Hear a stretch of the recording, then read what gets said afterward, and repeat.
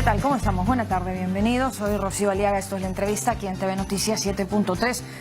Momento para conversar, no para decantar allí la información que se nos va entre día a día, pero claro, ayer hemos tenido una jornada de lo más larga, difícil, complicada, que finalmente terminó ayer, ¿no? Porque algunas voces decían que podía culminar hoy, que se podía votar hoy, finalmente se decidió anoche mismo, ya con la decisión que todos conocemos. Nos acompaña para hablar un poco del tema el internacionalista Fabián Vallas, a quien agradecemos esta tarde por su participación en la entrevista. ¿Cómo estamos, señor Vallas? Buenas tardes, bienvenido. Muy buenas tardes, Rocío. Bueno, han habido, como siempre, un poco de todo, ¿no? En el debate, pero ¿le parece si comentamos a lo mejor esto que tal vez no es como tan trascendente, pero sí es importante, me parece, estos momentos xenófobos, han señalado muchos, que estuvieron de más, ¿no?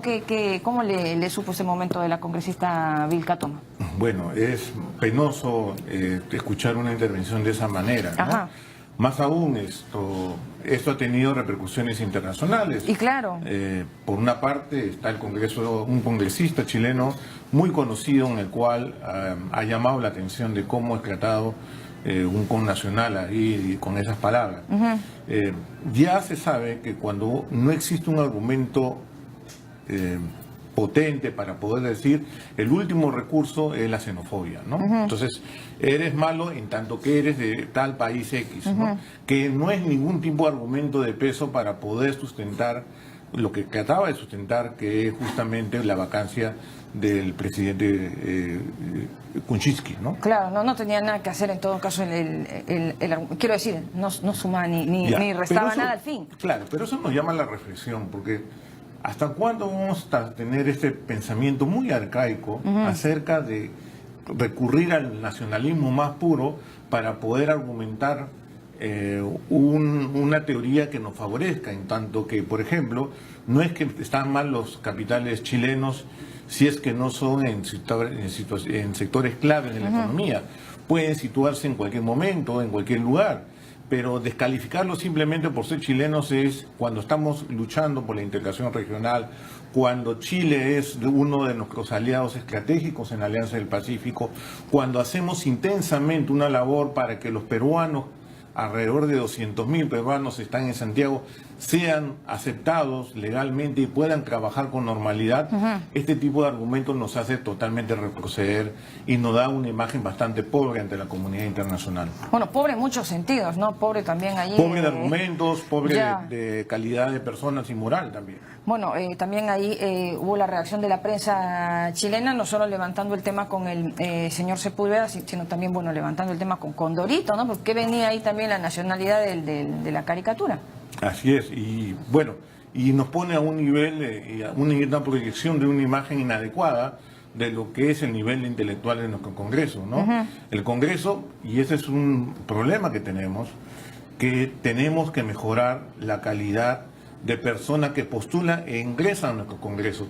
Pero para eso necesitamos tener partidos consolidados. No puede haber candidatos al Congreso si es que no han hecho las personas una intensa vida partidaria dentro de un partido organizado, institucionalizado. Los partidos del Perú, y tal vez con Ecuador, son los partidos más frágiles que existen en América Latina, donde muchos solamente no les piden ningún tipo de requisito de militancia y solamente se impone la voz de cuánto dinero voy a aportar en la campaña. Entonces no tiene lealtades, no tiene una socialización política interna. Claro, es un acuerdo comercial en todo caso, no hay ningún filtro. Así es, entonces, porque yo pongo tanto para la campaña electoral, entonces yo tengo el número 5, yo tengo uno de los primeros números para poder ingresar. Pero esto debilita la institución como tal. Y a través de un marketing político intenso, puedo yo ingresar, pero no por mis virtudes personales. Entonces yo creo que acá hay que atacar de diferentes frentes para poder tener partidos políticos consolidados, como anteriormente hay algunos partidos peruanos que tenían su escuela política, escuela oratoria, escuela de ideología, y todo lo que se necesitaba para poder formarse líderes. Claro, cantera política, ¿no? Pero, bueno, más allá de que luego se descubren que las personas a lo mejor pues mintieron en la hoja de vida, no eran quienes eran, o es más, tenían sanciones o habían cometido delitos, el partido, bueno, un poco se pone de ladito, ¿no? No hay sanciones para la agrupación cuando pasan este tipo de cosas. Pero siempre, bueno, acá en nuestro país, a nivel de redes sociales, renegamos un poco del nivel del claro, debate en el Congreso, pero ayer era un poco la presión porque venía prensa, porque claro, se trataba de la vacancia presidencial, ¿no? De la posible vacancia presidencial, y en ese sentido pues había convocado prensa extranjera y llegaron los observadores. A ver. Lo que yo quiero añadir acá es que no importa el nivel por el cual, digamos, estas personas se han excluido, porque pueden haber obreros muy calificados, ¿no? Como ha habido, que han asumido muy bien digamos, han ejercido la presidencia de la República. Lula, aparte del gran problema que tiene el Lavajato, fue un buen presidente, no habiendo tenido estudios ni universitarios, sino acabó estudios de primaria. Claro, no, me refiero al nivel de honestidad de la persona, pero ¿no? ¿cuál fue su escuela política? Fue la vida de dirigente político que tuvo en toda su vida. Y eso es lo que va a contribuir con eso en el Congreso de la República. Pero cuando existen simplemente personas que por su dinero, por cercanías, imponen una candidatura de su partido y son electos simplemente por el marketing electoral, no tenemos lo mejor del Perú ahí, ¿no? Y cuando esto se reproduce, hace que las personas que deberían estar ahí se retraen o no quieren ingresar a la política, ¿no? Pero bueno, entonces ayer estos momentos antisonantes ahí que no debieron estar, pues cruzaron evidentemente las fronteras y fueron también atendidos por los observadores que acabó enviando la OEA, ¿no? Por la carta que le remiten, un poco invocando la aplicación también de la Carta Democrática. Primero hablemos sobre la participación, ¿le parece, señor Vallas, de los observadores ayer, y luego de qué significa finalmente la aplicación de esta Carta Democrática? Llegaron los observadores. Claro.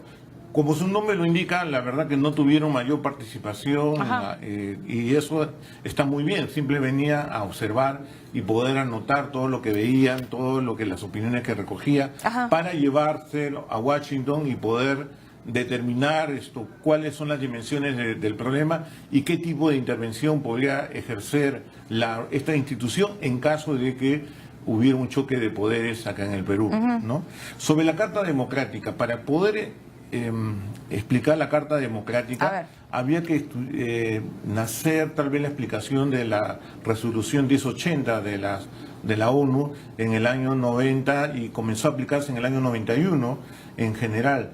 Cuando acaba la Guerra Fría, queda muy claro que la democracia pasa a ser el pilar de toda política exterior de Estados Unidos y de la región en general. Y se aprobó la resolución 1080. Con la resolución 1080 llamaba a una cita de cancilleres en caso de que había una irrupción de la democracia o una amenaza de irrupción de la democracia en la región. Esto evolucionó y con este principio ocurrió justamente el autogolpe de Fujimori en el 92, cuando vino acá una misión justamente de la OEA a poder observar. En ese momento no había una definición de lo que era la democracia. ¿Por qué? Porque la democracia es un concepto de múltiples variables y no solamente una. En ese caso, había una variable que era la voluntad popular, donde cuando vino la misión de la OEA acá a Lima en el año 92, se dio cuenta que más del 70% de la población estaba de acuerdo con el autogolpe.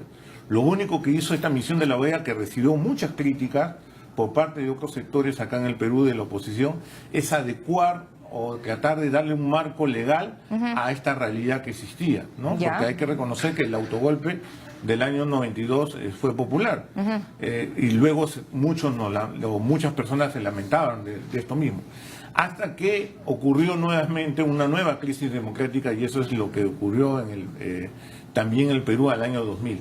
A raíz de esta crisis democrática del año 2000, ya la OEA y me estoy refiriendo específicamente al intento de instalarse un nuevo gobierno, un tercer gobierno, el gobierno de la Alberto Fujimori. reelección, ya. Sí, de ese momento me estoy refiriendo.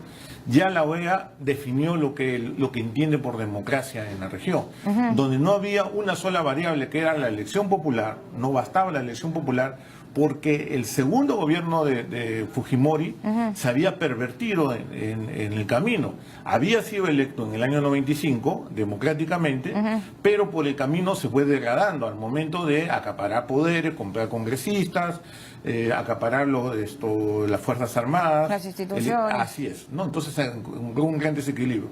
Entonces, el 11 de septiembre del año 2001, para recordar en todo el mundo por otros eventos en el nivel internacional, en Lima se aprobó la Carta Democrática, en el cual por primera vez se establecía que se entendía por democracia a nivel regional con consenso, que tenía que ver no solamente la elección popular, tenía que ver con la separación de poderes también, y ese es uno de los puntos por el cual creo que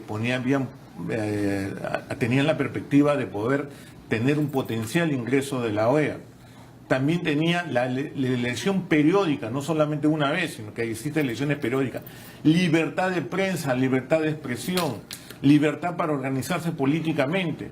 Todas estas variables definían la democracia, y si se, digamos, atentaba con una de estas variables, podría ser cuestionado en cualquier tipo de gobierno. O sea, esto es, una crisis peruana es la que inspira o activa la evolución de la resolución 1080 de la Carta Democrática. Ese es el aporte que dio Perú a la democracia regional. No, el aporte entre comillas, ¿no? Porque claro, es una crisis la que finalmente acaba decantándose en una Carta Democrática. ¿Qué significa la aplicación de la Carta? Ya, acá muchas personas creen que la aplicación de la Carta Democrática solamente se hace cuando hay golpe de Estado o autogolpes. Y eso está establecido que en una de sus fases preliminares puede venir misiones, que simplemente sea un conflicto constitucional también. Porque en América Latina hemos tenido varios conflictos constitucionales en el cual ha habido una participación importante de la OEA. En Ecuador en el año 1997, en Venezuela en el año 99, antes de establecerse el chavismo como tal, en Argentina en el año 2001, en Ecuador en el año 2004, en Bolivia en el año 2003 y en Ecuador nuevamente en el 2007. Entonces, el conflicto que puede existir entre poderes, entre lo que es el Parlamento o los Congresos y el Ejecutivo, no es algo nuevo que puede existir en la región. En ese caso, ingresan como intermediador, como un facilitador, una misión de la OEA. No necesariamente es censurar la situación, sino que ingresa en un periodo con una misión de tratar de poder conversar y poder tener algún tipo de acuerdo.